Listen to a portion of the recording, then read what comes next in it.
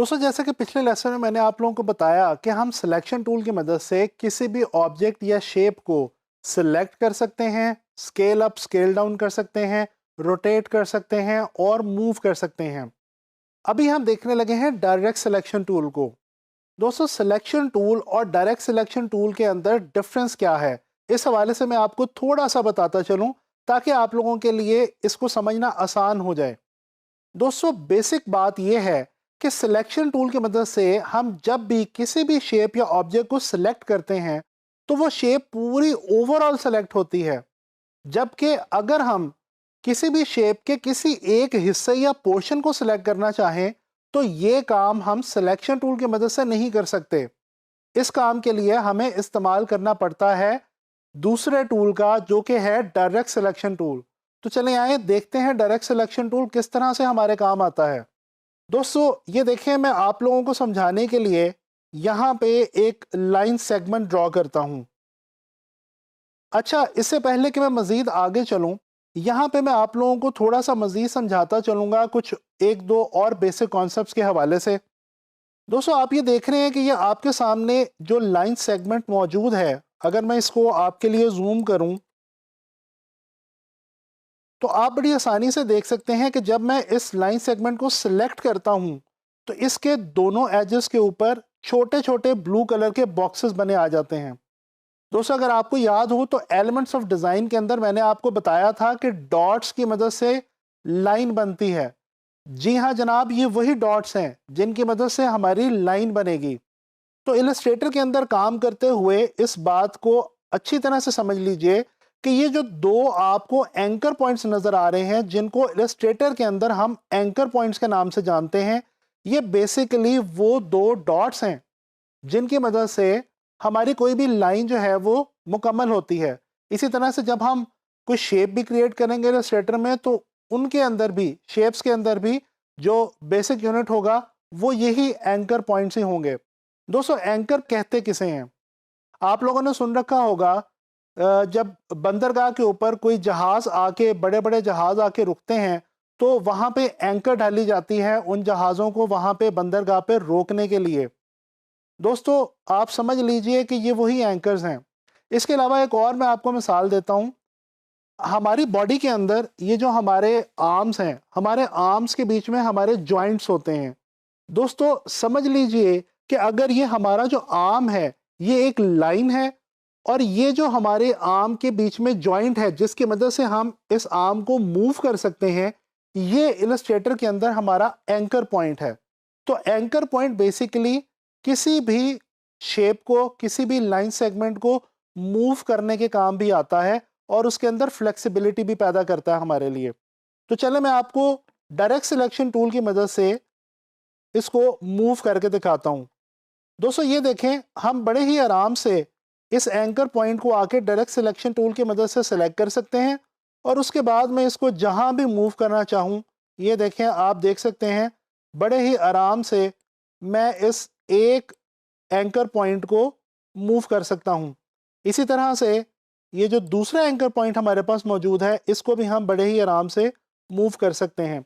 अच्छा, मैंने आप लोगों को बताया था कि कुछ छोटी छोटी शॉर्ट कीज और छोटे छोटे कॉन्सेप्ट्स मैं आप लोगों को साथ साथ गाइड करता रहूंगा, जिनको आपने अपने जहन में रखना है और याद रखना है, जो कि इलस्ट्रेटर को यूज करते हुए हमारे बहुत काम आएंगे। तो वैसे ही एक बहुत ही कॉमनली यूज होने वाली जो शॉर्ट की है वो मैं आपको बताने जा रहा हूँ दोस्तों, वो है कंट्रोल जी या कंट्रोल जेड। दोस्तों अगर आपने कोई भी काम जो इलस्ट्रेटर के ऊपर किया है, जैसे कि मिसाल के तौर पे अभी मैंने ये जो डायरेक्ट सिलेक्शन टूल की मदद से लाइन सेगमेंट के जो दोनों एंकर पॉइंट्स थे, दोनों एंड्स थे, इनको मैंने मूव किया है। अगर मैं इस काम को अनडू करना चाहूँ तो उसके लिए हमारे पास जो इलस्ट्रेटर के अंदर कमांड यूज होती है वो है कंट्रोल जी। ये एक ऐसी कमांड है जिसका आप इलस्ट्रेटर के अंदर काफ़ी ज़्यादा इस्तेमाल करेंगे। जैसे कि ये देखें, अगर मैं कंट्रोल जी प्रेस करता हूँ तो आप देख सकते हैं कि आपकी जो लाइन सेगमेंट थी वो अपनी असल हालत में, यानी कि अपनी पुरानी हालत के अंदर वापस आ चुकी है। दोस्तों जैसा कि आप देख सकते हैं कि जब मैंने कंट्रोल जी प्रेस किया तो आपकी जो लाइन सेगमेंट है ये वापस अपनी असल हालत में आ गई है और मैंने इसके ऊपर जो भी वर्किंग की थी वो अनडू हो गई है। दोस्तों इसी तरह हमारे पास इलस्ट्रेटर के अंदर एक और छोटी सी शॉर्ट की है जो कि है रीडू की। यानी कि अगर अब मैं चाहूं कि जो मैंने काम किया था इस लाइन सेगमेंट के साथ वो दोबारा मुझे वापस मिल जाए, तो फिर मैं क्या करूंगा, फिर मैं प्रेस करूंगा कंट्रोल शिफ्ट जी, यानी कि कंट्रोल जी के साथ में शिफ्ट का इजाफा कर देता हूं, तो ये हमारी शॉर्ट की बन जाती है रीडू की। तो ये तो खैर मैंने आपको बीच में कुछ शॉर्ट कीज आपको बता दी, और जैसा कि मैं आपको साथ साथ कुछ शॉर्ट कीज और कुछ छोटी छोटी टिप्स देता रहूंगा जिनको आपने ना सिर्फ समझना है बल्कि याद रखना है। तो वापस आते हैं हमारे डायरेक्ट सिलेक्शन टूल की तरफ। अच्छा दोस्तों, इसी तरह से अगर मैं यहां पे एक स्क्वायर लूं, अब आप देख सकते हैं कि जब मैं स्क्वायर को सिलेक्शन टूल की मदद से सिलेक्ट करता हूं और मूव करने की कोशिश करता हूं, तो ये पूरे का पूरा स्क्वायर और इसके अंदर मौजूद तमाम के तमाम एंकर पॉइंट्स बैक वक्त इकट्ठे एक ही वक्त में सेलेक्ट हो जाते हैं। जबकि अगर मैं इनमें से किसी भी एक या एक से ज़्यादा एंकर पॉइंट्स को अलहदा सेलेक्ट करना चाहूं, तो मुझे डायरेक्ट सिलेक्शन टूल पे आना पड़ेगा, यानी कि ऐसे। ये देखें, मैं जैसे जैसे एक किसी भी एंकर पॉइंट के ऊपर जाके ड्रैग करता हूं, तो वो डायरेक्ट सिलेक्शन टूल की मदद से मेरे पास सिलेक्ट हो जाता है, और उसके बाद मैं बड़े ही आराम से उस एंकर पॉइंट को सेलेक्ट कर सकता हूं। तो दोस्तों, अगर इस तरह से हम देखें तो ये हमारी जो शेप है ये पूरी की पूरी हमने चेंज कर ली डायरेक्ट सिलेक्शन टूल की मदद से। इसी तरह से अगर हम पूरी एक लाइन इसकी जो है वो अलग से सिलेक्ट करके डायरेक्ट सिलेक्शन टूल की मदद से चेंज करना चाहें, तो ये देखें, मैंने यहाँ पे ड्रैग किया और पहले जो ऊपर के इसके दो एंकर पॉइंट्स हैं इनको मैंने सेलेक्ट किया, और ये देखें राइट की तरफ ड्रैग किया, तो ये आप देख सकते हैं कि आपका जो स्क्वायर है वो राइट की तरफ ड्रैग हो गया, और जो पूरी ऊपर की लाइन थी और दो नीचे की लाइनें थी वो भी उसके साथ ही ड्रैग हो चुकी हैं। तो दोस्तों, इस तरह से हम डायरेक्ट सिलेक्शन टूल की मदद से किसी भी शेप को जो है वो चेंज कर सकते हैं। उसके अंदर हम किसी भी किस्म की जो भी अपनी लिहाज से हम चेंजिंग करना चाहें वो हम कर सकते हैं। इसी तरह से मैं यहाँ पे इसी स्क्वायर को अगर अलग अलग इसके एंकर पॉइंट्स को चूज़ करूँ, तो ये देखें दोस्तों, इस वक्त आपके सामने स्क्रीन पे आप देख सकते हैं कि ये डायरेक्ट सिलेक्शन टूल की मदद से जो हमारा स्क्वायर था उसकी मदद से मैंने उस स्क्वायर को डायरेक्ट सिलेक्शन टूल की मदद से एक नई शेप में कन्वर्ट कर दिया।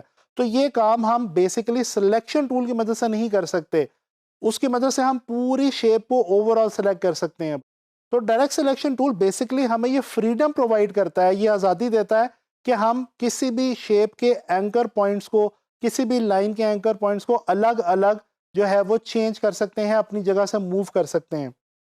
दोस्तों, जैसा कि आप लोगों ने देखा कि हम कितनी आसानी के साथ डायरेक्ट सिलेक्शन टूल को इस्तेमाल करते हुए एंकर पॉइंट्स को अपनी जगह से मूव कर सकते हैं।